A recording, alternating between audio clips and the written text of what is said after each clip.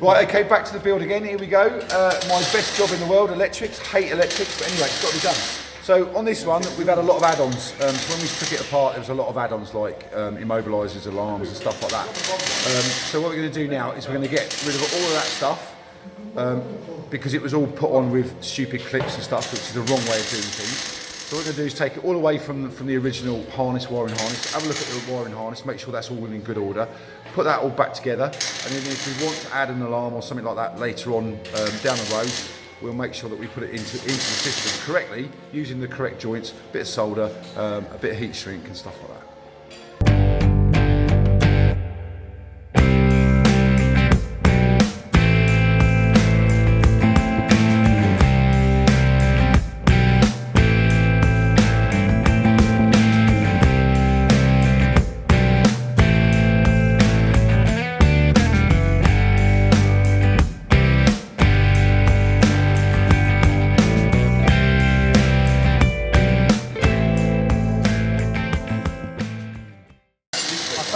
Which goes all the way around this box, right, and comes all the way back down to here. Yeah. So it goes around the box for some reason. I hate those for the passion. They are the worst thing in the world on electrics.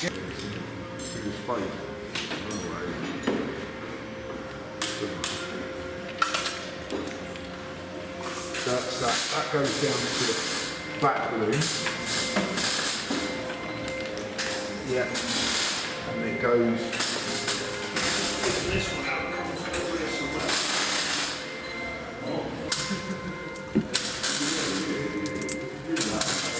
Oh, and another good one. Look at that. Where's it even go? I bet that's a speaker wire. Hello.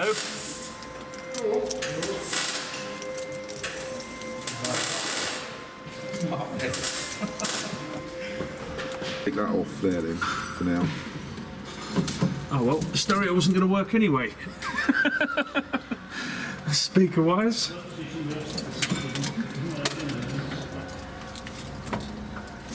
Right, let's take that off. So we just need to find out what that is, what those two are in a minute.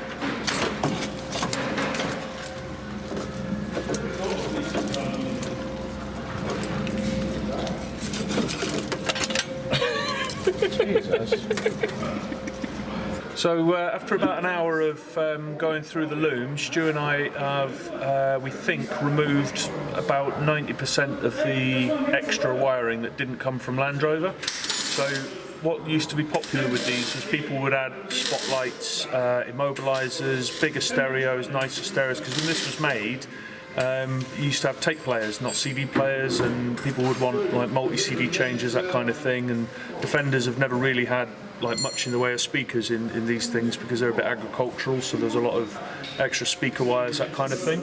So we've removed it all. It's left quite a few battle scars.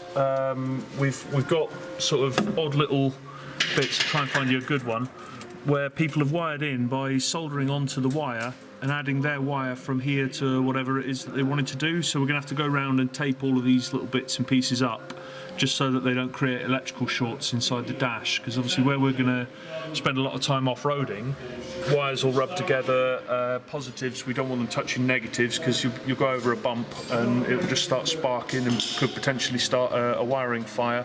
Or worse, if we've had any kind of fuel spill and then that happens, it could potentially create like a big fire. But the one shocking thing that I do want to draw your attention to is just how much wiring Stu and I have taken out of it. This isn't the final pile because there's bits all over, but have a look at this pile and see if you think it's excessive. And that is all just aftermarket stuff. None of that is Land Rover standard. None of that is anything that we've thought, oh, we could do without that, or we'll rewire this. That is all aftermarket stuff that we've pulled off. Originally it looked like an absolute nightmare in here because it was all like a big rat's nest of wires, and as we sort of traced each wire through, that's when we traced them through to the original wires that have come from the loom, where they've been powered from the loom. So we've now just got to, as I say, go around and repair what we've got, and then finally once we've got the lump and battery and all that lot connected, what we'll do is we'll go through all of this see what still works, what needs rewiring or repairing or whatever. Try and trace the faults, and hopefully it won't take us too long to do. But what we have decided to do as well is we're taking one or two functions away from the engine, because although the engine battery is quite capable of running things like our stereo, CB units and spotlights and all that kind of stuff, what I'd actually like to do is run that off of a bank of batteries, which are going to go in the back here. We've sort of touched on this in previous videos, and we're going to do a video complete on it on our leisure battery facilities, but we're going to add a lot of wiring from this so that we'll be able to make the looms up ourselves. And what we'll have is, on the back here, Duncan's going to make us a sort of box that's going to have our stereo and speakers and little cubbyhole and all the various bits and pieces. So we'll have a second fuse box that will be in here, and that way, like the spots which will be the most extreme distance, they're obviously going to be on the front. We'll have a switch that comes up to the dash here, so we can switch them on and off with a bit of ease. But what it means is that we've essentially tidied up our wiring loom.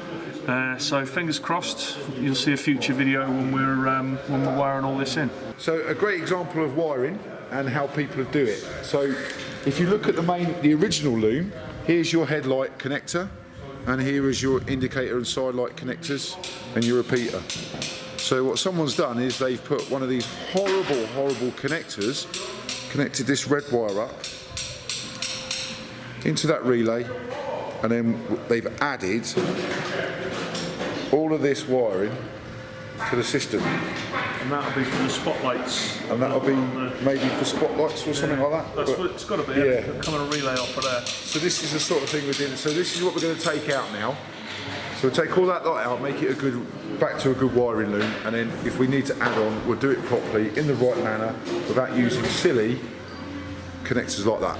We've literally 10 minutes. We started taking wires off that are alien to the wiring loom, and I've just pulled all of this out from under the dash.